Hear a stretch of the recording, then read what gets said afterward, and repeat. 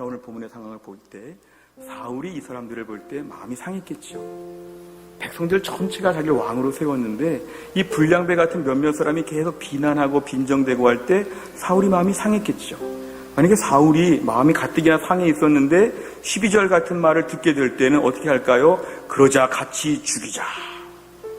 이 사람들은 나쁜 사람들이니까 죽이자. 그게 나라의 평화를 위해서 장기적으로는 좋다. 다 죽여라.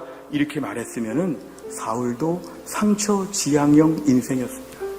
그러나 본문에 보시면 사울은 그렇게 말하지 않습니다. 오늘 전쟁에서 승리했기 때문에 아무도 죽일 수 없다. 이런 말 자체가 은혜 지향형 인생의 특징입니다. 오늘 전쟁에서 큰 승리를 거두지 않았느냐? 오늘 기적을 보지 않았느냐?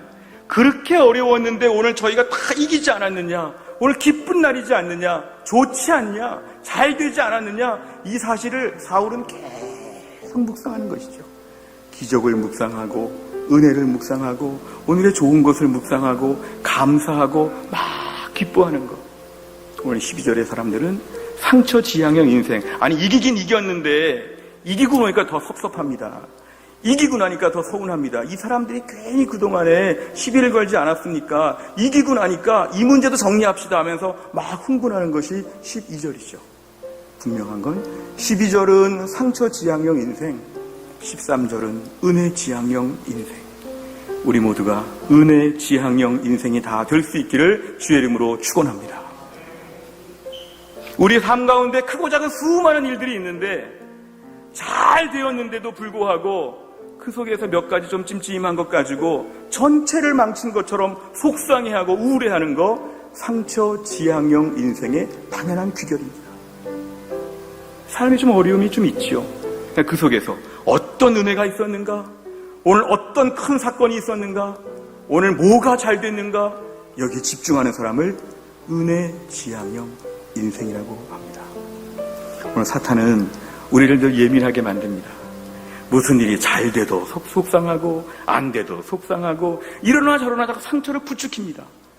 다 잘 됐는데 이거는 좀 안 됐으니까 기분 나쁜 거죠. 다 잘 됐는데 이 사람들 오늘 해결해야 되지 않겠나? 이 사람 때문에 우리가 어려울 뻔하지 않았냐? 이거는 우리 인생을 계속 몰아갑니다. 사탄이 우리를 몰아가는 거는 예민하게 만들어서 상처에 집중하게 만들고 일이 잘 돼도 속상하고 안 돼도 속상하고 이러나 저러나 덜 불편하게 만드는 것은 사탄의 고도의 전술입니다. 우리 성도들 주 안에서 사랑과 희락과 화평과 오래 참음과 자비와 양성과 충성과 온유와 절제와 성령의 열매들이 막 주렁주렁 맺히며 살아야 될 때에 사탄이 계속 다니면서 방해하는 것이죠. 이것 좀 봐라, 이것 좀. 여기에 무슨 기쁨이 있느냐? 여기에 무슨 즐거움이 있느냐? 이거 안 됐으니까 다 안 된 것이다. 부정적으로 만드는 것이 사탄이 주된 성도를 향한 공격 전략입니다. 그 전에 서울에 사역할 때요, 제가 교회에서 50대 여성들 한 100명, 150명 되는 공동체가 있었는데요. 그걸 예향회라고 해서 예수님의 향기를 드러내는 모임이라고 해서 공동체가 있었습니다. 그런데 해마다 여름철이 되면 전국에 이렇게 먼 지역들을 가가지고 봉사활동했습니다. 근데 제가 그 부서를 맡았을 때 어느 해에 사량도를 가게 됐습니다. 사량도는 통영에서 이렇게 배 타고 가는 것인데요. 뱀 모양이라고 해가지고 2개의 섬을 사량도라고 합니다. 그런데 거기 가가지고 일주일 동안 미용 봉사도 하고 뭐 침 봉사도 하고 청소도 하고 뭐 여러 가지 일들을 도와드리면서 50대 분들 한 7, 80명이 가가지고 막 땀 흘리면서 도왔죠.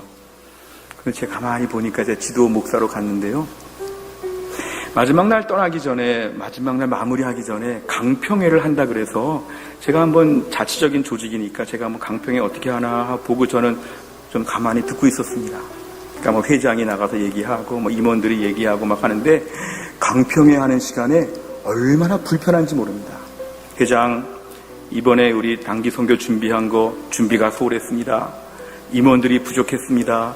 이번에 이것도 안 됐고 이것도 안 됐고 이랬으면 더 잘했을 텐데 더 잘하지 못했고 회장, 임원들 뭐 했습니까? 하면서 마지막 날 떠나기 전에 전날 밤에 지금 사량도에서 불편한 얘기들을 많이 했습니다.